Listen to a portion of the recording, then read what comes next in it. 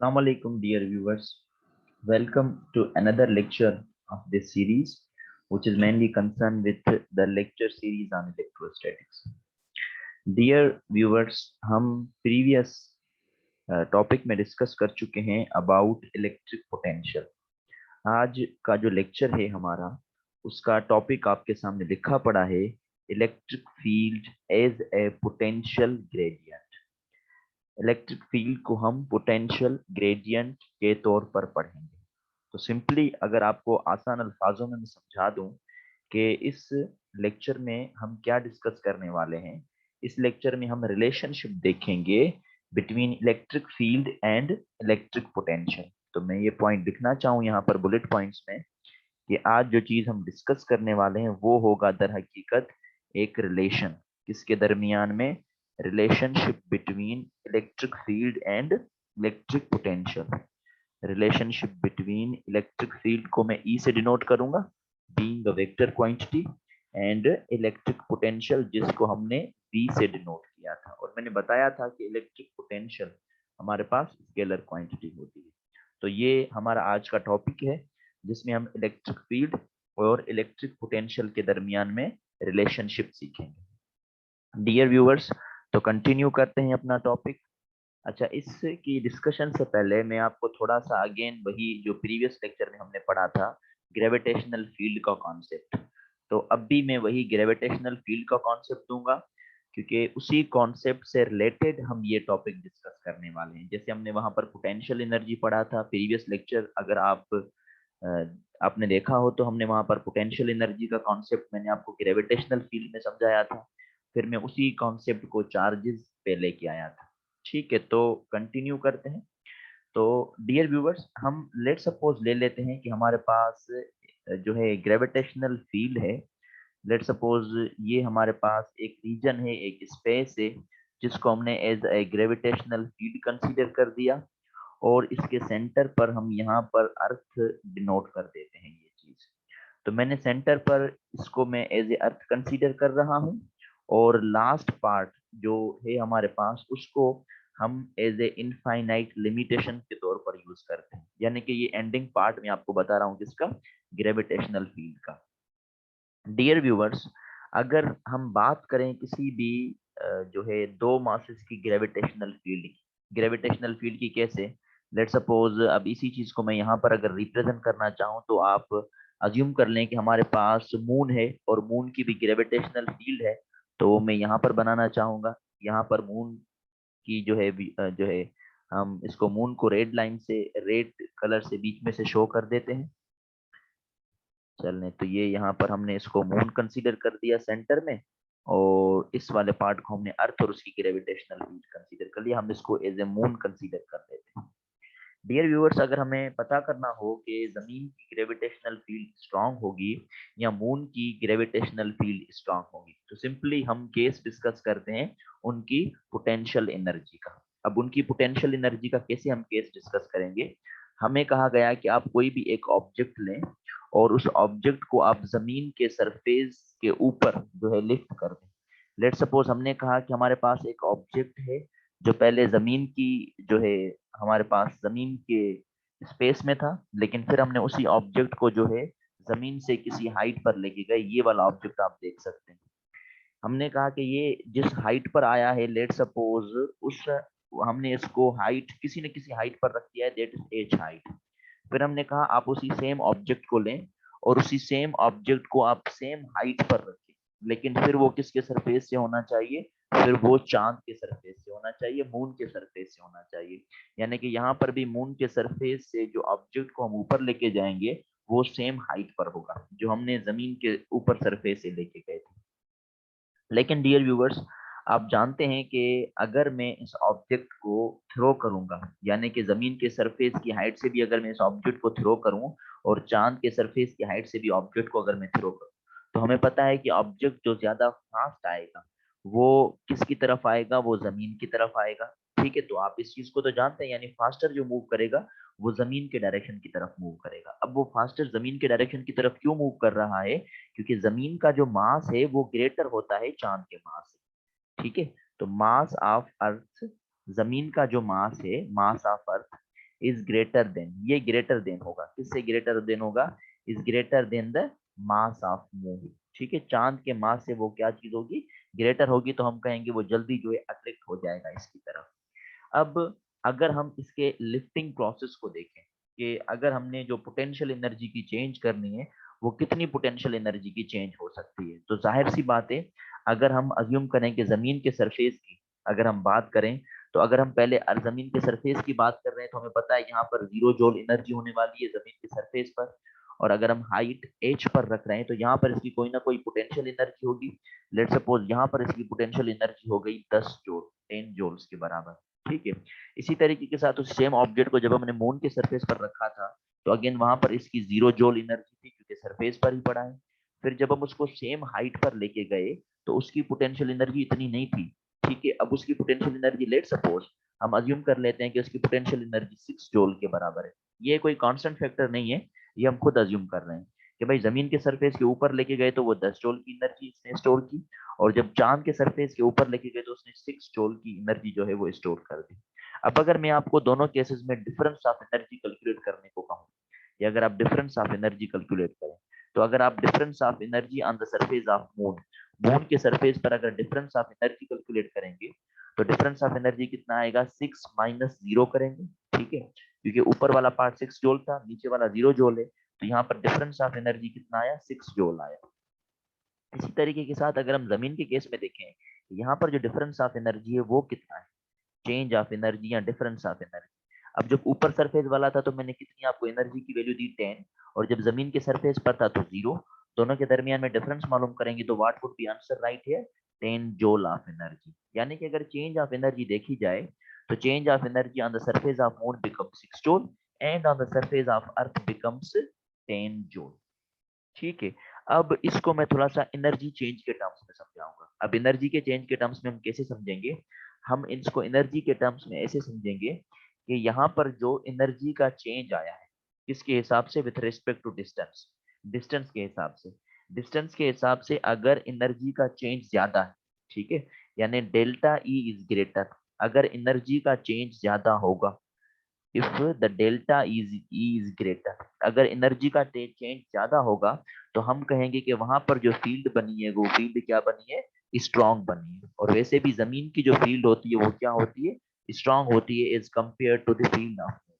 इसी तरीके के साथ अगर हम कहेंगे कि जो चेंज ऑफ एनर्जी है वो हमारे पास क्या है, लेस है, चेंज ऑफ एनर्जी कम आई है, तो हम कहेंगे वहां पर फील्ड तो है लेकिन फील्ड क्या है हमारे पास, वीक फील्ड है। तो ये दो कॉन्सेप्ट याद रखिएगा। हमें कैसे पता चलेगा कि जो फील्ड है वो स्ट्रांग है या वीक है, आप सिर्फ और सिर्फ चेंज ऑफ एनर्जी फाइंड कर दो। अगर चेंज ऑफ एनर्जी ज्यादा आए तो उस फील्ड को हम स्ट्रांग कहेंगे, अगर चेंज ऑफ एनर्जी कम आए तो उस फील्ड को हम वीक कहेंगे। आप देख लें, जमीन के सरफेस पर जो चेंज ऑफ एनर्जी वो 10 जूल था, तो हम कहेंगे कि जमीन के सरफेस पर जो फील्ड बनने वाली है वो क्या बनेगी, स्ट्रॉन्ग ग्रेविटेशनल फील्ड बनेगी। इसी तरीके के साथ अगर चांद के सरफेस की बात करेंगे तो 6 जूल चेंज ऑफ एनर्जी आया था। इट मींस व्हाट, कि यहाँ पर जो फील्ड बनेगी वो वीक ग्रेविटेशनल फील्ड बनने वाली है। तो ये कुछ इंपॉर्टेंट पॉइंट्स होती हैं जो मैंने आपको ग्रेविटेशनल फील्ड के टर्म्स में समझा दिया। आई होप कि आपको ये चीज इजीली समझ में आ गई होगी। अब इसी सेम कॉन्सेप्ट को मैं रिलेट करूंगा किसके केस में, चार्जेस के केस में। ठीक है, ये कॉन्सेप्ट याद रखिएगा, ये यहीं पर ही नोट डाउन होगा। ठीक है, मैं यहाँ पर सिर्फ चार्जेस को रिप्रेजेंट करवाऊंगा। अब इसी चीज को यहाँ से अरेज करके हम थोड़ा सा चार्जेस का कॉन्सेप्ट डिस्कस कर लेते हैं। चार्जेस का कैसे, यहाँ पर मैं इस चीज को नोट डाउन कर लूंगा। So I have to just erase this one. इस फील्ड को ऐसे ही बनाते हैं, और इस फील्ड को अब हम ग्रेविटेशनल फील्ड नहीं बल्कि हम क्या, इलेक्ट्रिकल फील्ड कंसीडर करेंगे by putting some sort of charge. हम कोई भी एक चार्ज रखेंगे और हम देखेंगे कि उसकी फील्ड, इलेक्ट्रिक फील्ड कहाँ पर स्ट्रांग है और इलेक्ट्रिक फील्ड कहाँ पर कम है। तो चलें हम यहाँ से इसको ऐसे इरेज कर लेते हैं। तो डियर व्यूवर्स, हम अज्यूम कर लेते हैं कि हमारे पास यहाँ पर एक सेंटर पे चार्ज है। ठीक है, और उस चार्ज का कोई ना कोई मैग्नीट्यूड है that is represented by capital Q. Capital Q के साथ हम उसको रिप्रेजेंट कर देते हैं। हम कहते हैं कि यहाँ पर कोई ना कोई चार्ज है जिसका मैग्नीट्यूड स्मॉल क्यू के बराबर है। अब एक बात ध्यान में रखने की, जो कैपिटल क्यू है वो ग्रेटर है स्मॉल क्यू से, यानी यहाँ पर जो मैग्नीट्यूड होगा वो ज्यादा होगा और स्मॉल क्यू की जगह पर जो मैग्नीट्यूड होगा वो क्या होने वाला है, वो कम होने वाला है। हमने कहा कि हमारे पास इस जगह पर हम कोई भी एक चार्ज अज्यूम कर रहे हैं, ठीक है। तो अगर हम बात कर रहे हैं on the surface of this one, यानी चार्ज के सरफेस की अगर हम बात करेंगे तो वहां पर जैसे हमने 0 जूल पढ़ा था, तो यहाँ पर 0 वोल्ट कंसीडर करेंगे हम। इसी तरीके के साथ हम इसको किसी भी पॉइंट पर मूव करवा रहे हैं, लेट्स सपोज इस पॉइंट पर हमने मूव करवाया, तो यहाँ पर इसका जो पोटेंशियल हमने कैलकुलेट किया वो कैलकुलेट हमने किया 6 वोल्ट। कोई भी चार्ज है, लेट्स सपोज पॉइंट चार्ज है क्यू, क्यू नॉट, इसको हमने यहाँ पर इस पॉइंट पर मूव करवाया तो 6 वोल्ट वहां पर पोटेंशियल आया। अब अगर मैं आपको कहूं कि यहाँ पर पोटेंशियल डिफरेंस कितना है, तो पोटेंशियल डिफरेंस यहाँ पर हुआ 6 - 0 करेंगे, ठीक है। तो यहाँ पर आपको आंसर क्या मिलेगा, इसका 6 वोल्ट। इसी तरीके के साथ हमने कहा कि जब वो पॉइंट चार्ज क्यू पर मौजूद है, क्यू के सरफेस पर, तो वहां पर उसका पोटेंशियल 0 वोल्ट है। इसी तरीके के साथ उसी सेम पॉइंट चार्ज को हम जो है क्यू नॉट जो है वो पॉइंट पर मूव करवा रहे हैं, जो उसने डिस्टेंस कवर किया। लेट्स सपोज इसने डिस्टेंस यहाँ पर डी कवर किया, तो यहाँ पर भी इसने डिस्टेंस डी कवर किया। तो यहाँ पर अगर हम अज्यूम करेंगे, तो लेट्स सपोज हम अज्यूम कर लें कि यहाँ पर इसका जो है वो 3 वोल्ट पोटेंशियल है, ठीक है। तो यहाँ पर अगर इस सेकंड केस में आप देखेंगे चेंज ऑफ पोटेंशियल फाइंड करें, तो ये बराबर होगा 3 - 0, तो the answer becomes 3 volt. What it explains, it explains that when delta V changes with respect to distance, जब हम डेल्टा वी मालूम कर रहे हैं with respect to distance, distance के हिसाब से, तो हमें दर हकीकत क्या पता चल रहा है, हमें ये पता चल रहा है कि इलेक्ट्रिक फील्ड यहाँ पर क्या है। अब अगर दोनों फिगर में से मैं आपको कहूँ कि कहाँ इलेक्ट्रिक फील्ड ज्यादा होगी, तो आप सिंपली कह सकते हैं कि सर जहाँ पर चेंज ऑफ पोटेंशियल ज्यादा है वहां पर हमारे पास इलेक्ट्रिक फील्ड ज्यादा है। तो आप कह सकते हैं कि सर 6 वोल्ट पर इलेक्ट्रिक फील्ड ज्यादा है, ठीक है। तो अगर हम चेंज ऑफ पोटेंशियल कर रहे हैं with respect to distance, distance के हिसाब से अगर पोटेंशियल को चेंज कर रहे हैं, तो वो किसकी वैल्यू दे रहा है, इलेक्ट्रिक फील्ड की वैल्यू दे रहा है। So that's our concept. हम जो आज का टॉपिक डिस्कस करने वाले हैं, दर हकीकत वो भी यही है कि जो हम इलेक्ट्रिक फील्ड देखेंगे वो हम कैसे देखेंगे, by the change of potential with respect to distance. हम पोटेंशियल को चेंज तो कर रहे हैं लेकिन डिस्टेंस के हिसाब से, और आपने ये चीज देखी कि हमने उसको सेम डिस्टेंस पर मूव करवाया, लेकिन अमाउंट डिफरेंट होने की वजह से हमें ये पता चला कि जो इलेक्ट्रिक फील्ड स्ट्रांग है वो कहाँ पर स्ट्रांग है, 6 वोल्ट पर, और वीक कहाँ पर है, 3 वोल्ट पर। तो याद रखिएगा, यहाँ पर पोटेंशियल का डिफरेंस ज्यादा हो वहां पर स्ट्रॉन्ग फील्ड होने वाली है, यहाँ पर पोटेंशियल का डिफरेंस कम हो वहां पर फील्ड वीक होने वाली है। तो इन पॉइंट्स को भी बुलेट पॉइंट्स में नोट डाउन कर लेता हूं ताकि ये चीज आपके लिए क्लियर हो जाए यहाँ पे। तो यहाँ से हमारे पास एक ये कॉन्सेप्ट भी क्लियर हो गया। और कॉन्सेप्ट हमारे पास क्या क्लियर हुआ, कॉन्सेप्ट हमारे पास ये क्लियर हुआ कि अगर हम डेल्टा वी को ग्रेटर करेंगे, यानी कि अगर चेंज ऑफ पोटेंशियल ज्यादा आ जाए, अगर चेंज ऑफ पोटेंशियल ज्यादा आ जाए, तो वहां पर जो फील्ड बनेगी वो क्या बनेगी, स्ट्रॉन्ग फील्ड बनेगी, ठीक है। और जो हम चेंज ऑफ पोटेंशियल कर रहे हैं वो किसके हिसाब से कर रहे हैं, वो हम कर रहे हैं with respect to distance, distance के हिसाब से। और अगर चेंज ऑफ पोटेंशियल हमारे पास कम आ जाए, तो हम कहेंगे कि वहां पर जो फील्ड बनेगी वो क्या बनेगी, वीक फील्ड बनने वाली है। तो ये थोड़े से छोटे कॉन्सेप्ट हैं जो हमें डिस्कस करने हैं, ठीक है। और जो ऊपर वाला मैंने ऊपर वाली जो हमने इक्वेशन नोट डाउन कर दी, इसी इक्वेशन को हम मैथमेटिकली प्रूव भी करेंगे कि हम इसका मैथमेटिकल रिलेशन कैसे देख सकते हैं। सो आई होप कि आपको थ्योरेटिकली ये चीज समझ में आ गई होगी, जो आपके जो है बुक में भी नोट डाउन किया हुआ है ये सारी चीजें। So we have to erase this one. I hope कि आपने इसको नोट डाउन भी किया होगा। तो मैंने इस चीज को यहाँ से इरेज करना है और आगे हम इसकी मैथमेटिकल डेरिवेशन को कंटिन्यू करेंगे। और ये जो मैंने ऊपर वाला आपको कॉन्सेप्ट बता दिया है, इसी चीज को हम यहाँ पर क्या करेंगे, प्रूव करेंगे। तो चलें कंटिन्यू करते हैं अपने इसी लेक्चर को। सो डियर स्टूडेंट्स, हमने अब ये कॉन्सेप्ट डिस्कस करना है मैथमेटिकल अरेंजमेंट में। तो मैथमेटिकल अरेंजमेंट में हमें कहा गया कि सबसे पहले तो आप फील्ड चूज कर लें, कोई भी एक फील्ड हो हमारे पास। तो हमने यहाँ पर एक पॉजिटिव प्लेट रख दी, ये हमारे पास एक पॉजिटिव प्लेट है। और सेम कॉन्सेप्ट में हमने यहाँ पर एक नेगेटिव प्लेट अज्यूम कर ली यहाँ पर, ठीक है डियर व्यूअर्स। तो यहाँ पर मैं इसको पॉजिटिव प्लेट ऐसे कंसीडर कर लेता हूँ कि ये पॉजिटिव प्लेट्स, ठीक है। ये हमने पॉजिटिव प्लेट शो कर दी। इसी तरीके के साथ हमने यहाँ पर एज ए नेगेटिव प्लेट इसको कंसीडर कर दिया। डियर व्यूअर्स, हमें पता है कि जो इलेक्ट्रिक फील्ड का डायरेक्शन बनता है, ठीक है, बिटवीन टू प्लेट्स, वो ऑलवेज कहाँ से बनता है, फ्रॉम पॉजिटिव टुवर्ड्स नेगेटिव। तो यहाँ पर मैं ये फील्ड लाइन शो कर रहा हूँ जो बता रहे हैं कि हमारे पास फील्ड का डायरेक्शन क्या बनेगा। तो ये रहा फील्ड का डायरेक्शन, ये हमने यहाँ पर फील्ड का डायरेक्शन नोट डाउन करवा दिया इस केस को। अच्छा, उसके बाद हमें कहा गया कि आप इसी फील्ड के अंदर कोई भी एक पॉइंट चार्ज कंसीडर कर लें। ठीक है, तो हम इसी फील्ड के अंदर एक पॉइंट चार्ज कंसीडर कर लेते हैं। लेट सपोज वो पॉइंट चार्ज हम यहाँ पर रख लेते हैं, यहाँ पर ये हमारे पास एक पॉइंट चार्ज है जिसको हमने as a Q naught consider कर दिया, जो हम प्रीवियसली डिस्कस करते आ रहे हैं ओवर। ठीक है, तो हमने यहाँ पर ये पॉइंट चार्ज कंसीडर कर ली, जिसकी वैल्यू भी हमने आपको दे दी, जिसकी वैल्यू कितनी है, जिसकी वैल्यू है क्यू नॉट के बराबर। अब हमें कहा गया कि अगर हम चार्ज को इस फील्ड के अंदर रखेंगे, अगर हम चार्ज को इस फील्ड के अंदर रखेंगे और इस चार्ज को आप as a positive charge consider कर लें। ठीक है, जैसे हम प्रीवियसली पढ़ चुके हैं, तो इस चार्ज को मैं एज अ पॉजिटिव कंसीडर कर रहा हूँ। तो हमें पता है कि नेचुरली, ठीक है, ये जो चार्ज मूव करेगी, वो चार्ज कहाँ से मूव करेगी, वो क्यू नॉट से मूव करेगी नीचे की तरफ। ठीक है, इन जो है डाउन डायरेक्शन, नीचे की तरफ मूव करेगी क्यू नॉट। अब क्यों नीचे की तरफ मूव कर रही है, क्योंकि फील्ड का डायरेक्शन यही है। हमें पता है कि चार्ज हमेशा पॉजिटिव से नेगेटिव की तरफ जाती है। डियर व्यूवर्स, याद रखिएगा कि जब चार्ज अपने फील्ड की तरफ मूव करती है ना, तो इस पर एक फोर्स लगता है जिसको हम इलेक्ट्रिकल फोर्स का नाम देते हैं। ठीक है, और उस इलेक्ट्रिकल फोर्स की इक्वेशन में आपको प्रीवियस लेक्चर में पढ़ा चुका हूँ। और वो कहाँ से आती है, वो आती है इलेक्ट्रिक फील्ड की इक्वेशन से। आपने पढ़ा होगा कि इलेक्ट्रिक फील्ड इंटेंसिटी बराबर होती है एफ अपॉन क्यू नॉट। अगर मुझे फोर्स की वैल्यू चाहिए तो क्यू नॉट डिवाइड करना, इस साइड आके मल्टीप्लाई करेगा, यानी फोर्स की यहाँ पर वैल्यू क्या हो गई, फोर्स की वैल्यू हो गई यहाँ पर क्यू नॉट ई। तो यहाँ पर एक फोर्स तो नीचे की तरफ लग रहा है, ठीक है, जिसकी वैल्यू किसके बराबर है, क्यू नॉट ई के बराबर है, याद रखिएगा कहीं। फिर हमने क्या किया, हमें तो इसमें पोटेंशियल स्टोर करवाना है, और पोटेंशियल में आपको बता चुका हूं कि वो चीज होती है जो फील्ड के अपोजिट मूव करवाए। तो हम क्यू नॉट पर फोर्स लगाएंगे ताकि वो अपोजिट डायरेक्शन में मूव करे, ऊपर की तरफ। तो जब हम इसको ऊपर की तरफ मूव करवाएंगे तो ये some sort of distance cover करेगा। Let suppose that distance is represented by D, उस डिस्प्लेसमेंट को हम डी के साथ रिप्रेजेंट करवा रहे हैं, यानी हमारा जो अप्लाइड फोर्स है वो ऊपर की तरफ है। ठीक है, और चार्ज जिस फील्ड की तरफ मूव कर रही है वो नीचे की तरफ। तो ये रेस्पेक्टिव हम दोनों के दरमियान में रिलेशन में डिटरमाइन करेंगे। हम कोई भी जो है वो दो पॉइंट्स ले लेते हैं from point A to point B.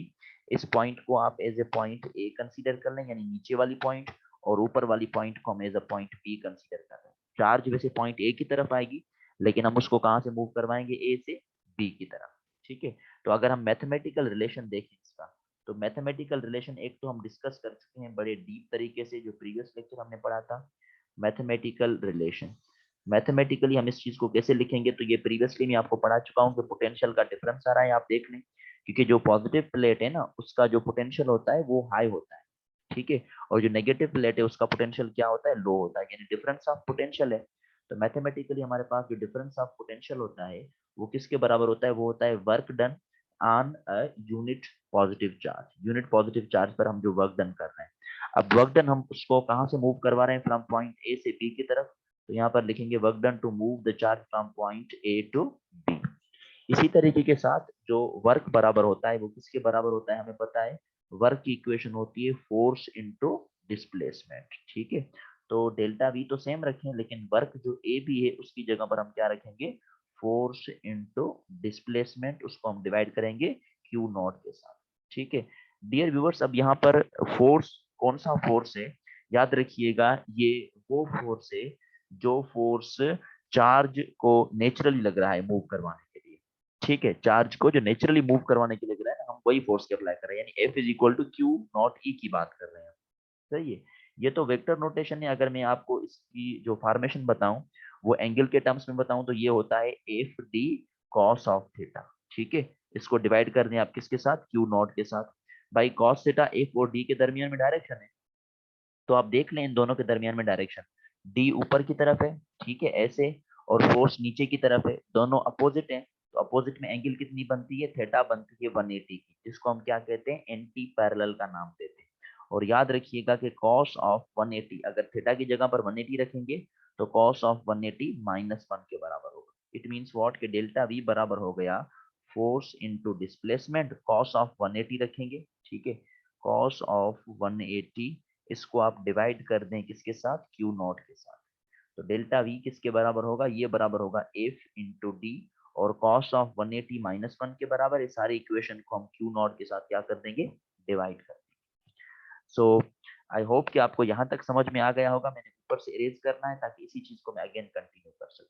Dear viewers, इसी नेक्स्ट लास्ट स्टेप है हमारे पास, ये जो आखिर में हमने लिखा था उसी चीज को हम अब नोट डाउन करेंगे। ठीक है, इसको मैं ब्लैक लाइन से शो कर देता हूँ। तो अब जो डेल्टा वी की इक्वेशन बनेगी वो बनेगी minus F T divided by Q naught. Dear viewers, ये जो मैंने फोर्स कहा है मैंने आपको पहले ही बता दिया था कि ये फोर्स किसके बराबर है। ये वो फोर्स है जो चार्ज को नेचुरली मूव करवा रहा है, यानी क्यू नॉट ई के बराबर है। ठीक है, तो डेल्टा वी किसके बराबर होगा, ये बराबर होगा, माइनस को सेम रखें, एफ की जगह पर रखें आप क्यू नॉट ई। ठीक है, और हम डी को भी सेम रखें, उसको क्यू नॉट के साथ डिवाइड कर दें। अब क्यू नॉट हो जाएगा कैंसिल। ठीक है, तो यहाँ पर मैं इसको लास्ट में अरेज कर देता हूँ, और हमारे पास जो डेल्टा वी की इक्वेशन बनेगी अब वो फाइनल इक्वेशन बनेगी। अब डेल्टा वी की हमारे पास इक्वेशन क्या बनी उसको नोट डाउन कर लेते हैं, उसके बाद हम कॉन्सेप्चुअली थोड़ी सी बातें कर लेंगे इस टॉपिक पर। तो डेल्टा वी की इक्वेशन क्या होगी, वो होगी माइनस ई इंटू डी। और अब मुझे ई की वैल्यू चाहिए, तो नेगेटिव को भी उस साइड लेके जाए, डी को भी उस साइड लेके जाए, यानी इलेक्ट्रिक फील्ड इंटेंसिटी बराबर हो जाएगी minus delta V divided by D. Dear viewers, मैं आपको प्रीवियसली भी बता चुका हूँ, मैं आपको पहले भी बता चुका था कि जो हमें इक्वेशन फाइंड करनी है वो यही इक्वेशन, वो कौन सी इक्वेशन है, वो यही इक्वेशन हम डिटरमाइन कर सकते हैं केसेस में। अब यहाँ से आपने इन चीजों को अच्छा, इनमें से नेगेटिव क्या है वो भी बताता हूँ। इनमें से हम डी को हम कैसे रिस्पेक्ट करते हैं, कैसे हम चेंज कर सकते हैं, इन केसेस को हम डिस्कस करेंगे। डियर व्यूवर्स, हमें कहा गया कि अगर हमारे पास डिस्प्लेसमेंट बिल्कुल कम हो, यानी डी की वैल्यू अगर बिल्कुल स्मॉल हो, सही है, तो यहाँ पर अगर मैं लिखूं कि अगर हम डिस्कस करें किसको, शॉर्टेस्ट डिस्टेंस को, अगर हम किसको डिस्कस करें, शॉर्टेस्ट डिस्टेंस को, तो आप डी को हटाकर वहां पर डेल्टा आर पुट कर दें, यानी डी किसके बराबर हो गई फिर, डेल्टा आर। बिल्कुल कम से कम डिस्टेंस की बात कर रहे हैं। अब इसका रीजन भी दूंगा कि कम से कम डिस्टेंस की बात हम क्यों करेंगे। ठीक है, तब इलेक्ट्रिक फील्ड इंटेंसिटी की वैल्यू क्या हो जाएगी, minus delta V divided by delta R, क्योंकि हमने डी को किस में लिखा, डेल्टा आर के टर्म्स में लिखा। ये इक्वेशन है जिस पर हमें डिस्कशन करना है। डियर व्यूवर्स, आप एक मर्तबा देख लें कि ये जो डेल्टा आर है मैंने क्या बताया, स्मॉल है ना, शॉर्टेस्ट डिस्टेंस है, ये कम से कम डिस्टेंस है। जाहिर सी बात है, आप मैथमेटिकली प्रूव कर चुके हैं कि डिनोमिनेटर में जो चीज छोटी आती है ना उसका आंसर उतना बड़ा आता है। यानी अगर डेल्टा आर को हम कम रखेंगे तो ई ऑटोमेटिकली हमें क्या मिलेगा, ज्यादा मिलेगा। और यही चीज हमें चाहिए। हमें क्या चाहिए, हमें चाहिए maximum value of electric field. Electric field की कम से कम वैल्यू चाहिए, और अगर हमें इलेक्ट्रिक फील्ड की कम से कम वैल्यू चाहिए तो हम डेल्टा आर को क्या करते रहेंगे, इस्तेमाल करते रहेंगे। तो शॉर्टेस्ट डिस्टेंस का कॉन्सेप्ट यहाँ से हमें यही मिलता है। तो डेल्टा आर की वैल्यू कम रखने का मतलब ये होता है ताकि हमें इलेक्ट्रिक फील्ड इंटेंसिटी ज्यादा से ज्यादा मिले। अच्छा डियर व्यूवर्स, एक मरतबा इस delta V divided by delta R को देख लें। Delta V divided by delta R का मतलब क्या है, इसका मतलब ये है कि हम पोटेंशियल को चेंज करेंगे, चेंज ऑफ पोटेंशियल, लेकिन किसके हिसाब से, डिस्टेंस के हिसाब से। किसके हिसाब से चेंज करेंगे, डिस्टेंस के हिसाब से चेंज करेंगे। तो मैं यहाँ पर इस delta we upon delta R को यहाँ पर जो है वो रिप्रेजेंट करूंगा। इस फिगर को यहाँ से मिटा देंगे क्योंकि अब इस फिगर का कोई काम नहीं यहाँ पर हमें। ठीक है, तो delta we upon delta R का कॉन्सेप्ट अगर मैं लिखूं, तो delta we upon delta R का मतलब क्या होता है, इसका मतलब होता है कि change of displacement, sorry change of potential, change of potential. यहाँ पर डेल्टा जो है वो वी का मतलब क्या है, change of potential with respect to distance. हम किसके हिसाब से, डिस्टेंस के हिसाब से देखेंगे। और यहाँ पर मैंने आपको ऑलरेडी बता दिया कि डिस्टेंस की वैल्यू कम है, जिसकी वजह से ई की वैल्यू हमें ज्यादा से ज्यादा मिलती है। अच्छा, अगर डिवीजन है तो हम वर्ड इस्तेमाल करते हैं रेट। ठीक है, तो rate of change of potential with respect to distance भी हम कह सकते हैं। डियर व्यूवर्स, आप रेट वर्ड इस्तेमाल करें, यानी यहाँ पर या तो हम एक दूसरा वर्ड इस्तेमाल करते हैं जिसे हम कहते हैं स्लोप। ठीक है, स्लोप भी हम उसे कहते हैं। यहाँ या तो हम यहाँ पर यहाँ वर्ड इस्तेमाल करते हैं ग्रेडियंट। ग्रेडियंट स्लोप एक ही बात है। तो delta we upon delta R जो आपको नजर आ रहा है ना, ये डिवीजन वाली फॉर्मेशन, इसे आप ग्रेडियंट ऑफ पोटेंशियल भी कह सकते हैं, ग्रेडियंट ऑफ पोटेंशियल। ठीक है, तो ये वर्ड हम यूज करते हैं एज ए ग्रेडियंट। अब देखें, था तो इलेक्ट्रिक फील्ड कॉन्सेप्ट ना, लेकिन हम किसके टर्म्स में डिफाइन कर दिया, ग्रेडियंट ऑफ पोटेंशियल या पोटेंशियल ग्रेडियंट के टर्म्स में हमने इस चीज को यहाँ पर डिफाइन कर दिया। सो आई होप कि आपको ये चीज समझ में आ गई। डिस्टेंस को कम रखेंगे ताकि वैल्यू हमें क्या मिले, ज्यादा से ज्यादा मिले। अब यहाँ पर जो नेगेटिव साइन है वो क्या इंडिकेट कर रही है, वो ये कर रही है कि डायरेक्शन ऑफ ई जो है वो डिक्रीजिंग पोटेंशियल के टर्म्स में बनेगा। यहाँ पर अगर मैं डिनोट करना चाहूँ तो आप देख लें कि ये जो आपको नेगेटिव साइन नजर आ रही है ना, इस नेगेटिव साइन का मतलब क्या है कि अगर हमें इलेक्ट्रिक फील्ड का जो डायरेक्शन है वो डिक्रीजिंग पोटेंशियल के टर्म्स में लेना होगा, क्योंकि अगर हम ऊपर की तरफ जाएंगे, ठीक है, तो पोटेंशियल की जो चेंज है वो डिक्रीज होती जाएगी, जिसकी वजह से हम direction of electric field determine कर सकते हैं। तो नेगेटिव का मतलब इलेक्ट्रिक फील्ड का डायरेक्शन ही डिटरमाइन करवाना होता है। उसके बाद लास्ट पॉइंट जो रह चुकी है वो हमारे पास है यूनिट। यहाँ से हम यूनिट भी डिफाइन कर सकते हैं इलेक्ट्रिक फील्ड इंटेंसिटी का। अब यूनिट यहाँ से क्या बनेगा, एक मतलब उसको देख लें कि हम यूनिट कैसे बना सकते हैं इलेक्ट्रिक फील्ड इंटेंसिटी का। यहाँ पर मैं लिखूंगा we have to represent here unit. Equation आपको पता है, इक्वेशन हमें क्या पता है कि ई बराबर है किसके, delta V divided by delta R. भाई चेंज ऑफ पोटेंशियल है, यानी इसका यूनिट होता है volt, divided by delta R, यानी जो है मीटर में लेते हैं डिस्टेंस, तो इसको आप मीटर, वोल्ट पर मीटर जो है वो भी इलेक्ट्रिक फील्ड इंटेंसिटी का यूनिट है। वरना तो इलेक्ट्रिक फील्ड इंटेंसिटी का एक और हमने यूनिट पढ़ा था, और वो होता है हमारे पास न्यूटन पर कूलम। अब हम देखेंगे कि क्या न्यूटन पर कूलम वोल्ट पर मीटर के बराबर हो रहा है, तो इस चीज को आप देख लें। मैं लिखूंगा वोल्ट पर मीटर, ठीक है, वोल्ट पर मीटर। इसको हम प्रूव करेंगे कि क्या ये न्यूटन पर कूलम के बराबर है या नहीं है। तो वोल्ट की जो इक्वेशन होती है, वोल्ट किसके बराबर होता है, डियर व्यूअर्स याद रखिएगा, वोल्ट बराबर होता है जूल पर कूलम। ठीक है, तो वोल्ट की जगह पर मैं लिखूंगा जूल पर कूलम, और मीटर हम सेम लिखेंगे, जूल पर कूलम इंटू मीटर। उसके बाद अगर हम जो है जूल की रिप्रेजेंटेशंस बनाना चाहें, तो जूल किसके बराबर होता है, newton into metre divided by coulomb into metre. अब मीटर मीटर कैंसिल हो जाएगा, तो ये न्यूटन पर कूलम के बराबर होगा। तो वोल्ट पर मीटर कहें या न्यूटन पर कूलम कहें, दोनों यूनिट हैं किसके, इलेक्ट्रिक फील्ड इंटेंसिटी के। सो आई होप कि आपको आज का लेक्चर समझ में आ गया होगा। If you have any question you may ask in the comment section. इंशाल्लाह आपसे जो है वो नेक्स्ट लेक्चर में फिर मुलाकात होगी। इसी इलेक्ट्रिक पोटेंशियल के ही एक छोटे से कॉन्सेप्ट है, हमें वो डिस्कस करने हैं, थोड़ी मैथमेटिकल अरेंजमेंट करनी है। तब तक के लिए अल्लाह।